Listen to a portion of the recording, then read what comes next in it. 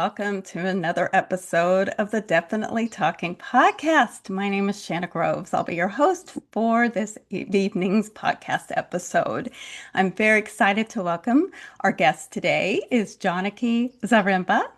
Janaki is a meditation teacher with over 30 years of meditation and mindfulness practice.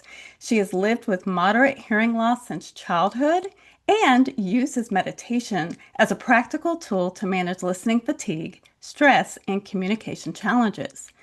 Janaki's work focuses on making mindfulness and meditation accessible and relevant for people living with hearing loss. And I'm so happy to have you. Welcome, Janaki. Thank you, Shanna. Thank you for inviting me. Thank you for having me. You are welcome.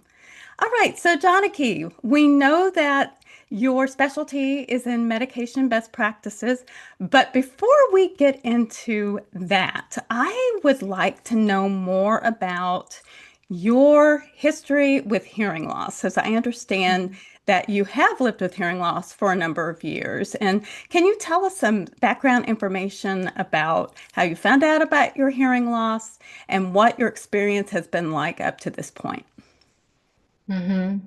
Yeah. So I've had hearing loss my whole life, and but I wasn't diagnosed until I was maybe 10 because that was like 40 years ago, right? I guess, there were no routine screenings for little babies and toddlers. And so, so my mom somehow noticed, yeah, maybe my hearing is not as good.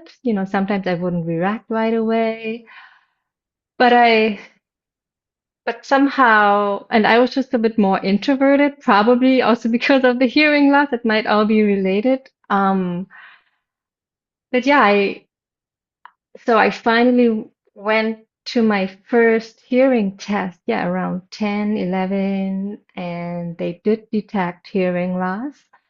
But because of my audiogram, because of the technology that we had back then, and because of my audiogram, where I can hear low frequencies pretty well, but the high frequencies I cannot so well, they said they can't do anything for me. They said it would just, whatever hearing aids they had, it would just amplify everything and it would be very uncomfortable for me. And so I didn't have my first pair of hearing aids until the age of 23. Okay. And yeah, so That's a long time. that's a long time, I know. And also somehow my mom, we were three kids. She was very also, uh, partially a single mom. So I feel like I did not fully get the attention I needed to just understand about what is going on, how I can advocate for myself, how I can react when kids are bullying me, which unfortunately happened. And kids unfortunately can be so mean. It's not happening so much in my adult life. I don't experience anyone bullying me, but yeah, as a kid, I definitely experienced that. And how to navigate this, and how to just, yeah, work with my self-image. And what I also would have appreciated back then, is looking back, is meeting other kids my age with a similar condition. And I was the only one I knew. I knew about this, like the other deaf kids, but they were like, they seemed so far removed, also because I couldn't relate to their experience. Um, because I felt like, no, I'm not deaf. I hear, I just don't hear so well. And so a little bit more guidance and hand holding would have been really good for me. In my childhood, I just went with whatever was going on. Um, I didn't like do research on my own. That was just not back then. Also, the internet was just starting. It was just not on my awareness. So I somehow adapted.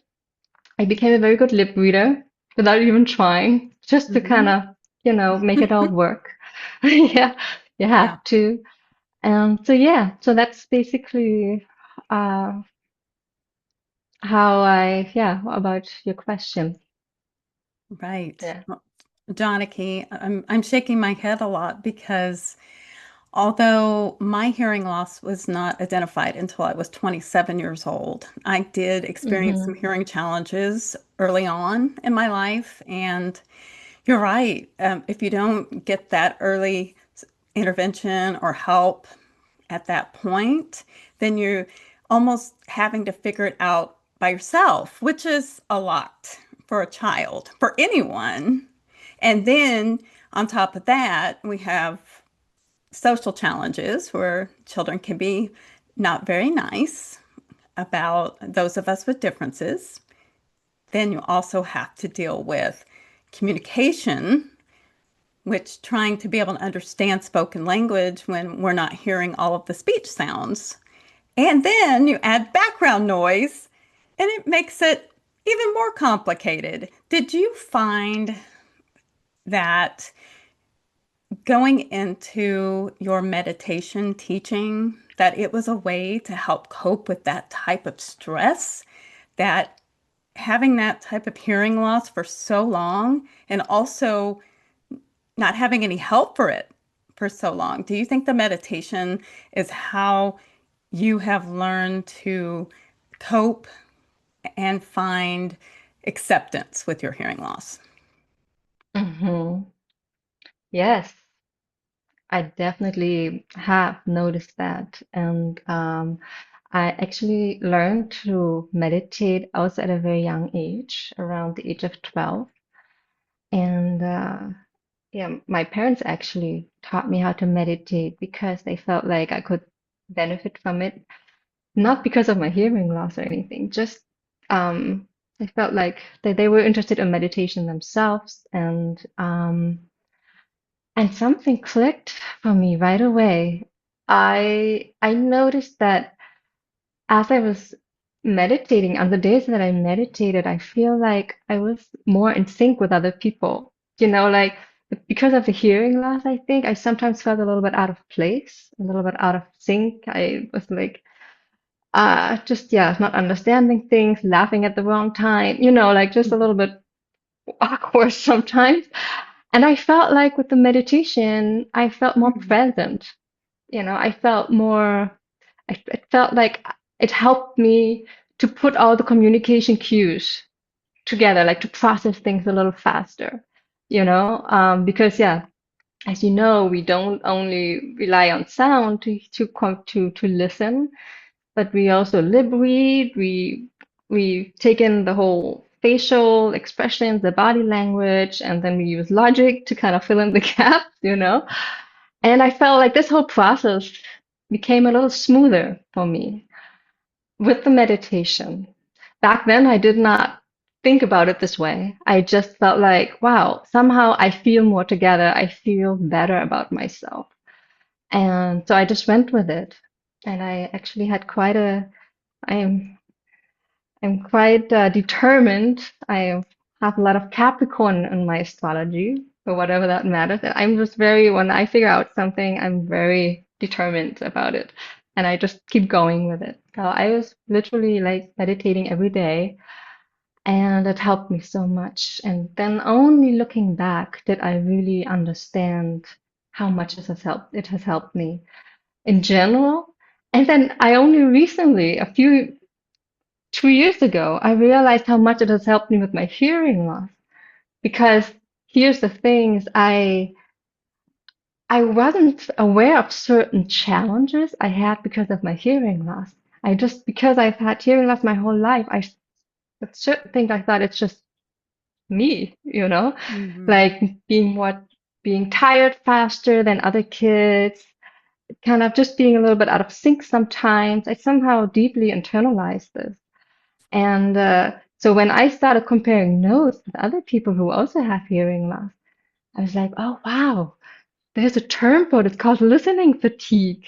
I had no idea. Yeah, but I totally could see the thread throughout my whole life. Like I had so much listening fatigue.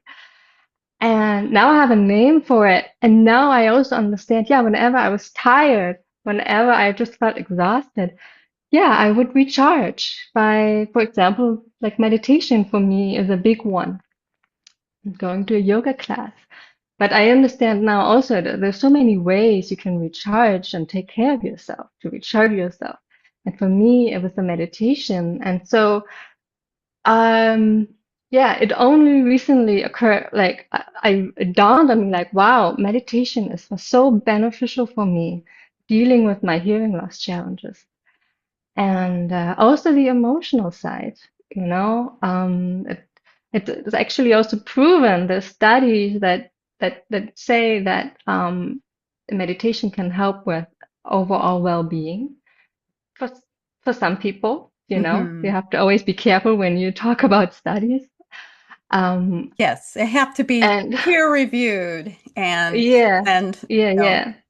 So there's some have evidence there, and but some further research could be done as well, you know. sure. And yeah, and so just to wrap this answer up, yes, it has helped me also to answer the acceptance part. I do feel the meditation has been helping me to, yeah, feel at peace with myself in general in life, for sure. There's some things that you touched upon when you were explaining meditation.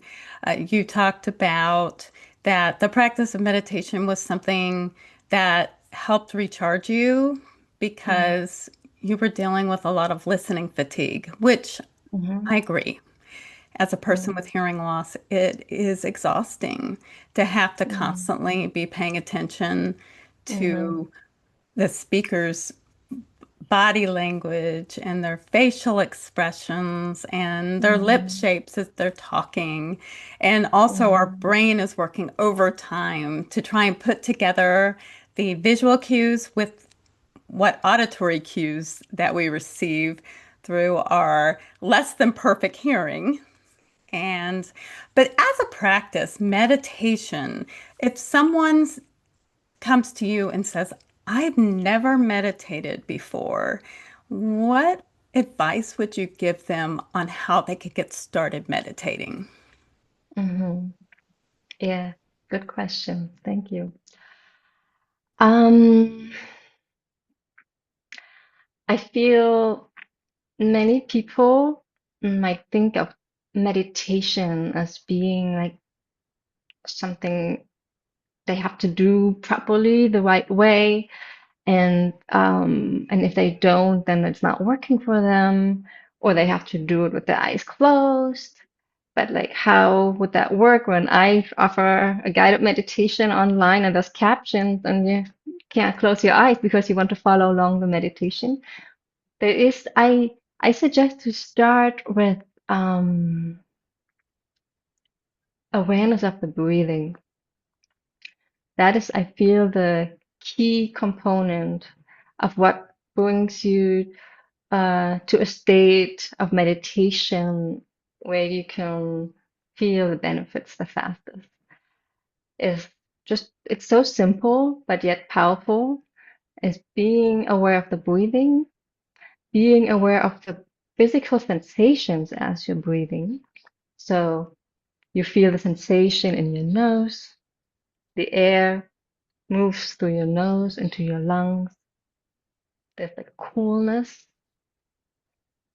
and then you feel your chest and your belly moving with the inhalation and the exhalation. And just bringing awareness to that alone is a great start. And you can do this for as long as you wish, you know? And so you can start with just a minute, a moment. You're waiting somewhere. And instead of pulling out your phone, you can just breathe. Bring awareness to your breathing. Of course, we're breathing all the time, but bringing the awareness to this process is inviting your your mind and your thoughts to slow down for a moment, and that helps to regulate our stress levels. And yeah, and then you can. when you have a little more time, you can do this for a little longer. And at some point, you can also close your eyes if that feels comfortable. Yeah, that's would be my advice. And it Yeah. doesn't matter if you're standing, sitting, lying. In the beginning, it's just the awareness is the key part The awareness of your hmm body, the awareness of of your your breath. body and the breathing. Yeah. Yeah, of the Yeah. body as well. Yeah. Yes. And I've noticed, I'm sure you have, if you're feeling tense or stressed, that our breathing becomes very shallow. Like we're Yeah. not taking those meaningful breaths. It's just we're hmm just kind of gasping for air in between sentences as we're talking, or hmm I have to remember to breathe when I'm talking. I find myself like just doing this stream of consciousness talking, and then I forgot to take a breath. And so I know that my body feels that when I'm not breathing Mm. properly, that I feel more tense.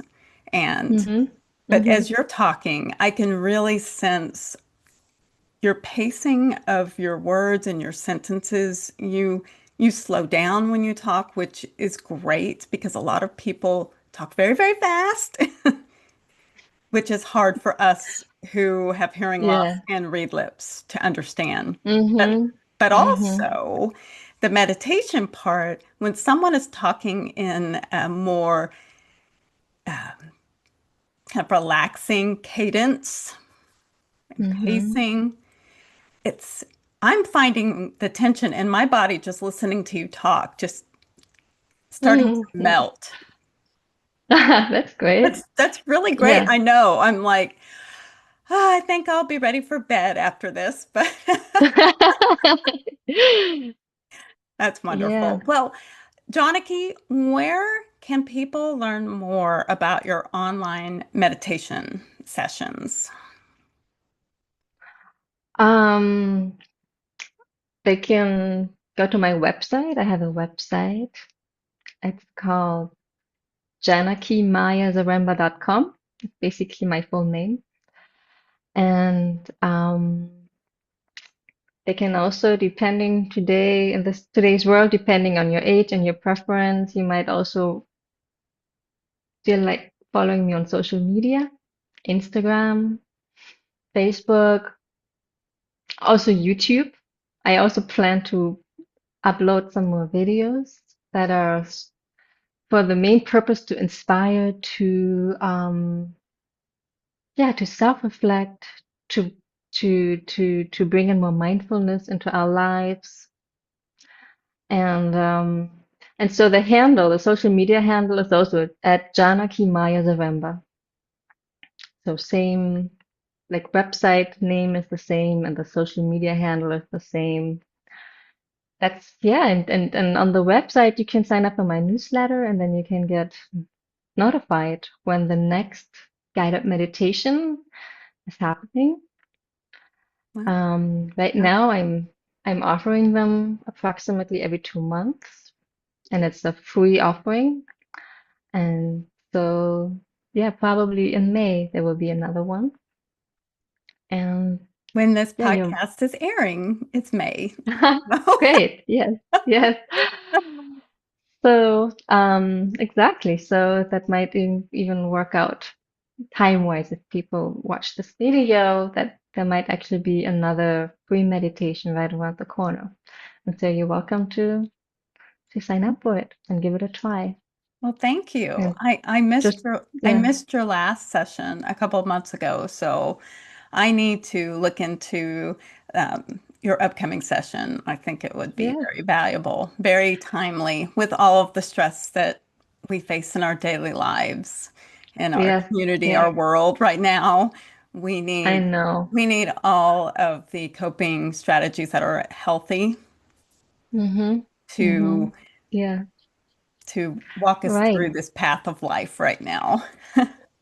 Right. Yeah. Of course, meditation has so many benefits, not only for people with living with hearing loss, right? It's bringing us learning how to better manage your stress and bringing a sense of calm into your life is, yeah, as you said, very timely and relevant for anyone. Wonderful, wonderful. So you are based in the United States, and Yeah. um, you've grown up in the United States. Our culture is accustomed to being very, very busy. We're always so fast-paced in our lives, and we're multitasking. And it seems like there's always this incentive from people to do more, produce more, be more, more, more. Hmm. And how Right. does meditation differ from that mindset?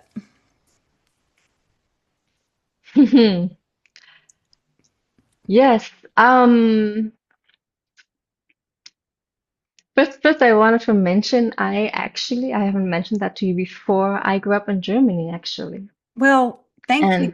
And I'm not going to ask you where you're from because yeah, I of have the a accent, because some of yeah, us with hearing loss and deafness, we have what's called a deaf accent.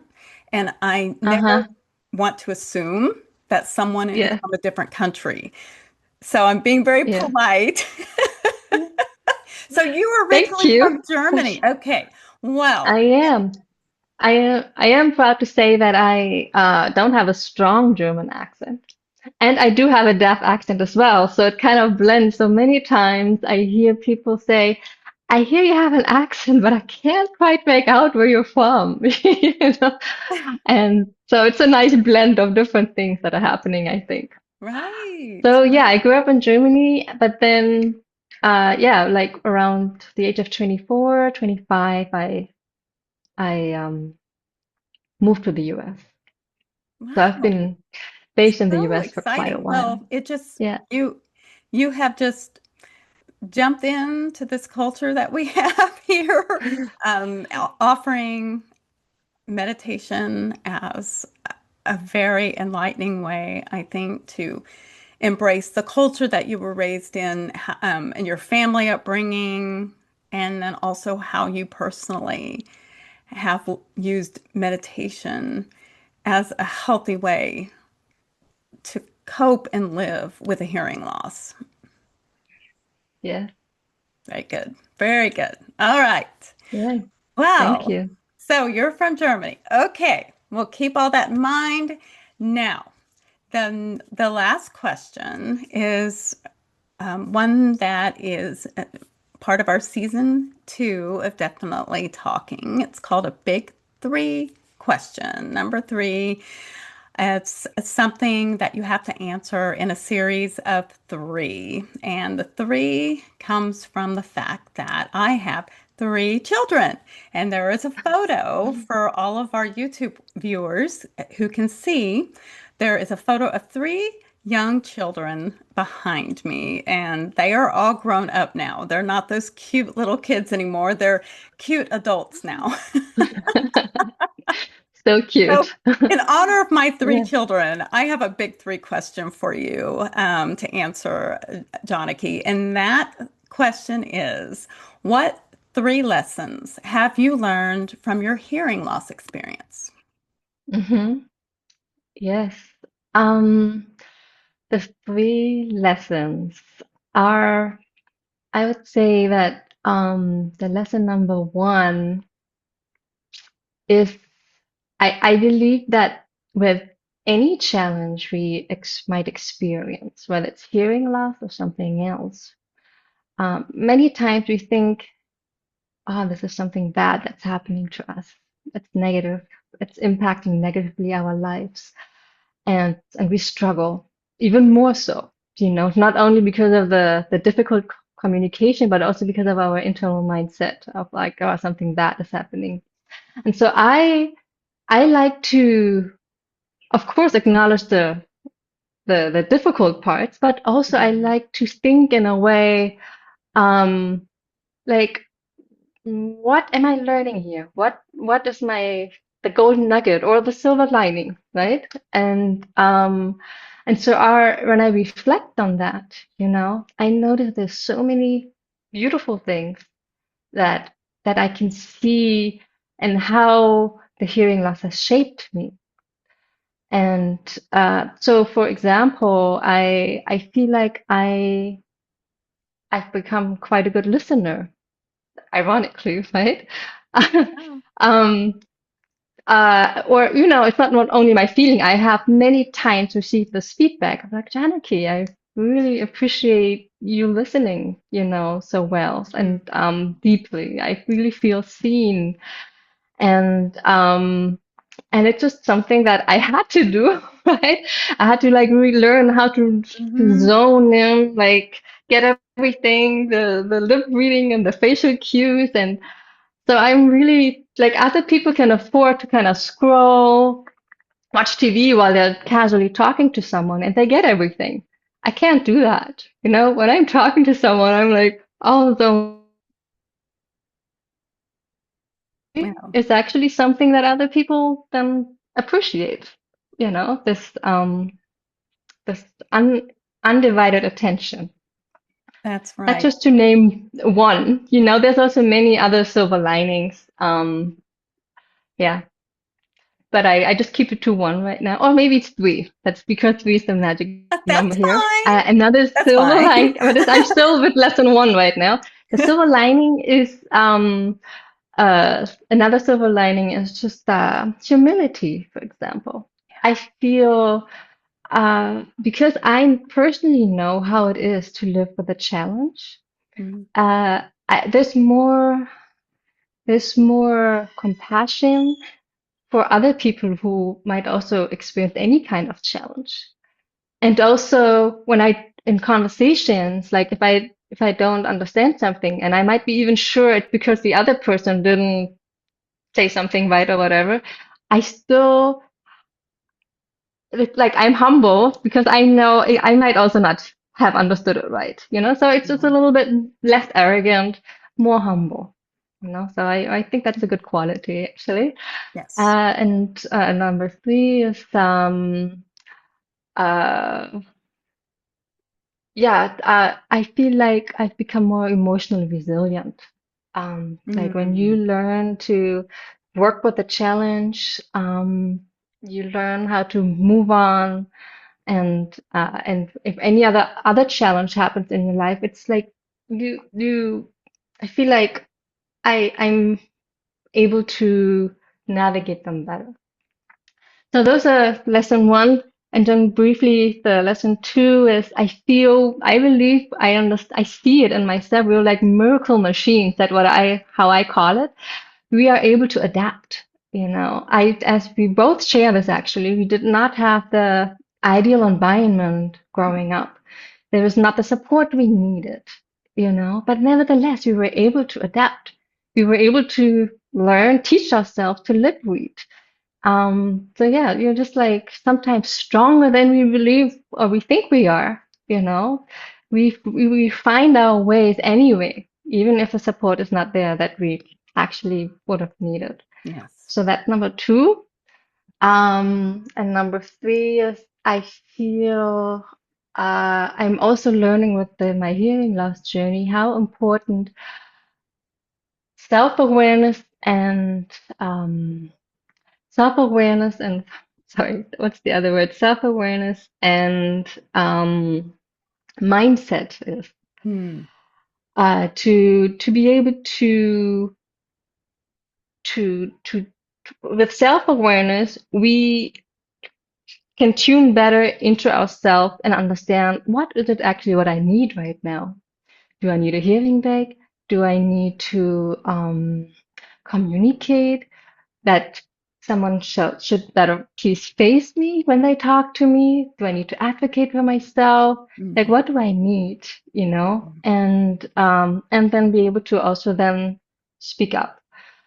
But self-awareness is the number one thing, mhm, and mindset. I feel so important when we live with hearing loss. mhm, Understanding, self-reflecting about our self-image, and not being too shy to ask for help. mm, I yes. Mhm. feel that is, it just shows me how, im that's something I had to learn definitely throughout my life. I was very insecure as a teenager. And so the mindset is a key dial that we can use to change the lens with which we are looking at things, perceiving things. Hmm. And meditation has helped me a lot with that. Yeah. Yeah. So, wow. Very, very deep thinking. I'm also saying you are highly quotable. If I were writing an Oh, article about you, I would have so many quotes to pull out that are very mm, meaningful from this mm, conversation. Lots mm. of golden nuggets that you've shared in this conversation. Thank you, Janaki, for your time. Thank you for sharing the practice of meditation with us. And thank Mm, you for being you and mm, sharing your life with all of us at Definitely Talking. Thank you so much, Shanna. Thank you. All right. Well, and thank you to everyone who is tuning into this episode. We will see you on the next episode of Definitely Talking. Take care and live your best life and be there for each other.